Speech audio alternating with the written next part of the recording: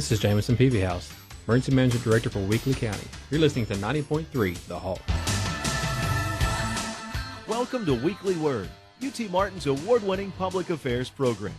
Weekly Word discusses the issues and events that affect the UT Martin campus and the communities around it. Now, with this week's guest, is your host, Bonita Evans. Thank you for joining me for this edition of Weekly Word. My guest this week is Jamison Peevyhouse. He is the Director of Emergency Management here in Weakley County. Okay, recently we had an incident over in Greenfield where a building collapsed. Can you tell me a little bit about that? Yes, we had a call for a partial collapse of a building with some patients trapped. Call came to the 911 center about 9:40 that morning. We effected a response first with the Greenfield area, and then we involved McKenzie, Sharon, Dresden, County Resources, Emergency Management, and also County Highway Department were the initial response. Ambulance service pulled up on scene. The rescue squad was also paged, and as we started getting on scene, we got a little better idea of what was going on. Upon arrival, we had 3 patients. One was extricated already. 2 more were trapped in the rubble, and we began the long process of trying to dig them out. There were several different rescue groups there. How do you get them to work together for a situation like that? We were able to see of that magnitude, and you start bringing responders in from all different walks, fire, law, EMS, rescue, whatever it may be. We do away with everything that divides us, any politics, any personalities, whatever it may be, and the focus is just on the incident. I posted the other day that on an incident that large, you have big hearts, willing hands, and one mission, and that's to extricate whatever the person is inside the trapped building, or if it's a vehicle, or if it's a fire, whatever the issue is, we focus on the mission itself. On this major incident, we're looking at a total of about 90 responders in basically less than a square block. Being able to constantly rotate people in and out so we don't tire ourselves out, being able to keep that mission going and having everybody understand communications path have to be wide open. You hear a lot of screaming going on that you need to do this, you need to do that. And it's not people who are trying to be bossy. It's just that we're taking care of the scene the best way we can. And sometimes face-to-face communication is the best way of doing that. Tensions run high, emotions are high. It's a very unstable environment. We're constantly trying to watch out for the safety of our responders, the safety of the patients who are already trapped. We don't want more patients for sure. And as the incident began to progress, we kind of got into a routine of rotating, 4 guys in, 4 guys out, 4 guys in, 4 guys out. And as we continue to work throughout the day, we understood this is going to be a long process. It's not something that's going to be completed in an hour. We're going to be here several hours. And we started thinking about at what point do we pause, come up with an actual actionable plan that we can apply that's going to be safe for our responders, meet the objectives that we have right now, and be able to do that hopefully before dark. And we did that about 11 o'clock that morning. Once the patient who was live was extricated and transported, we pulled everyone out. We knew we had some safety issues going on with the secondary collapse, and we knew we had already lost a second patient. At that point, the safety of everybody around us was more important than recovering a body. When we pulled everyone out, we sat down and discussed issues about safety and said, hey, here's what we have, here's what we're worried about. How do we protect the responders, but also how do we respect the body that's already there? So we came up with an idea of basically building a very heavy box to place over the incident where we knew the patient was still located at. We went in and dug around that area, placed the box in place, and used basically a trackhoe to hold it in place. Brought in a larger trackhoe to actually pull the rest of the building down.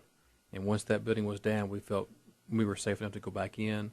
We dug a trench and basically tunneled our way into where this person's body was at. Once we received that, then we carefully moved away the dirt, basically with our bare hands, and we want to be very respectful of that.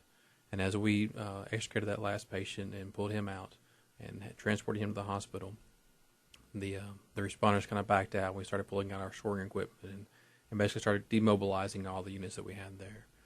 About that time, it's about 3:30, 4 o'clock in the afternoon. Of course, it's starting to get dark, and we made sure that everybody had a moment to kind of stand around and discuss the issues that we had, pros and cons of what we did. We had to learn from it, and all in all, it came off almost pitch perfect.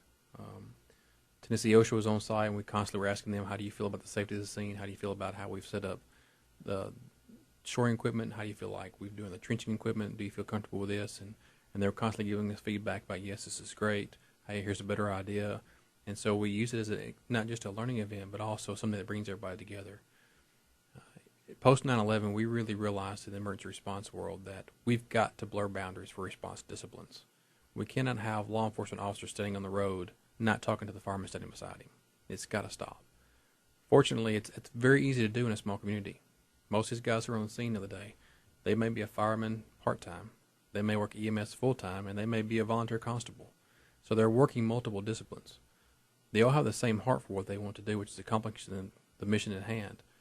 But when we get on the scene, we have to kind of change our mindset and serve a different role. I showed up as emergency management director. My job was logistics.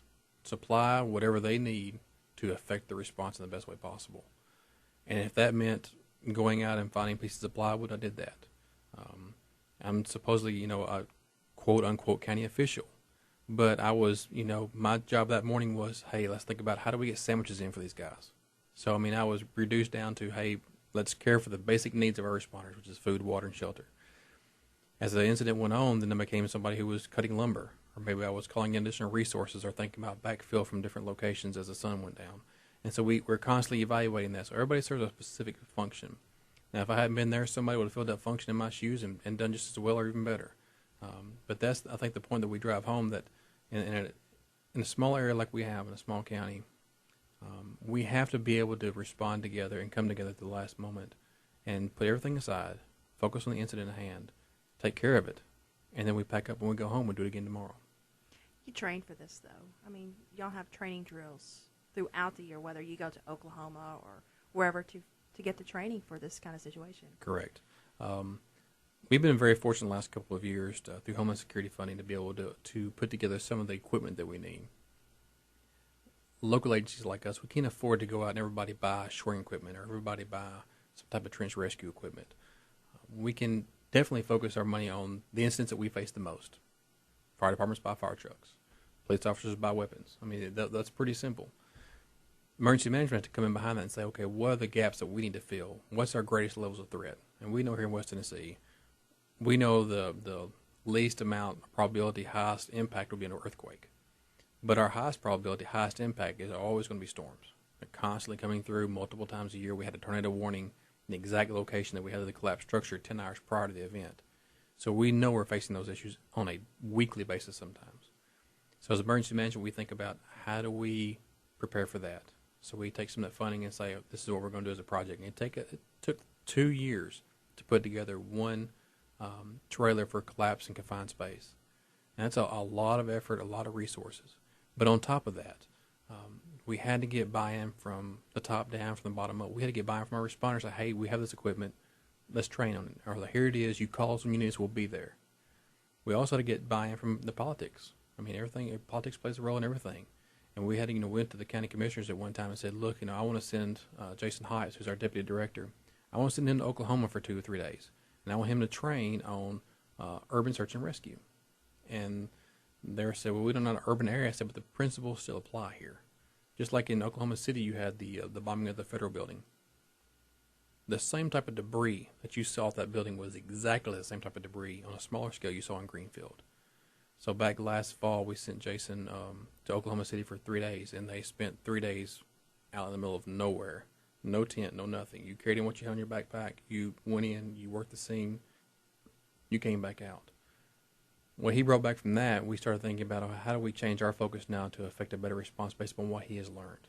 And that was where some of the trailer came into the effect. We kind of rethought some of our stuff. So as this incident occurred on Greenfield last Monday morning, when we pulled up, I was already saying, okay, here's the incident commander. Jason's here with me. He's had some technical rescue training in this event. What do you want us to do? And the incident commander spoke and said, look, this is the role I want you to fill. Go do it. And we were able to do that. And so it's, that buy-in 2 years ago from county commissioners who were able to say, hey, we see the vision you have. We're going to support that vision. Go for it. And I think that maybe that training might have cost us $500 or $600. But look at the payoff 2 years later. And it's immeasurable. It really is. And that's the type of buy-in you have to buy from everybody, from the guy who's out here directing traffic every day that he goes into work, to the county highway department guys who show up with a back-end loader or whatever it may be, to all the way up to the incident commander of the scene who's running all the operations. that buy-in has got to transverse all those disciplines to make sure that we affect the best outcome. So how closely do you work with like Red Cross and chaplains and things around the area for something like that? For something, that involves a victim and the families there waiting for the victim to come out?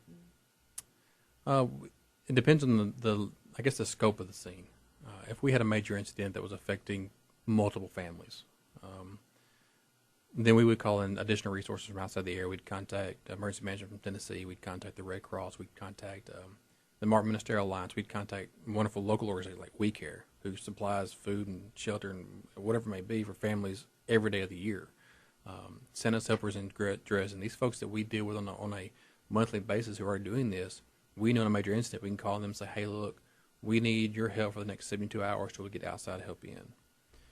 Just, I guess it was 4 or 5 days prior to the collapse, we were doing a tabletop exercise in Dresden, which is basically we sit down with responders, presented an incident, told them what they would face, and got their input. And it was based upon an earthquake. And part of the incident we looked at was collapsed structures. How many folks are we going to have without water? How many people will we see without food? And we learned from what they've done in Memphis on some of the studies in our county alone.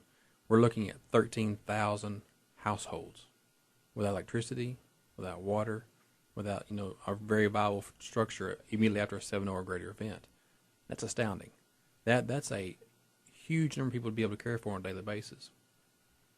Then you stop and think about, how do you get into this county? You cross bridges. Every time you come to this county, you cross a bridge somewhere.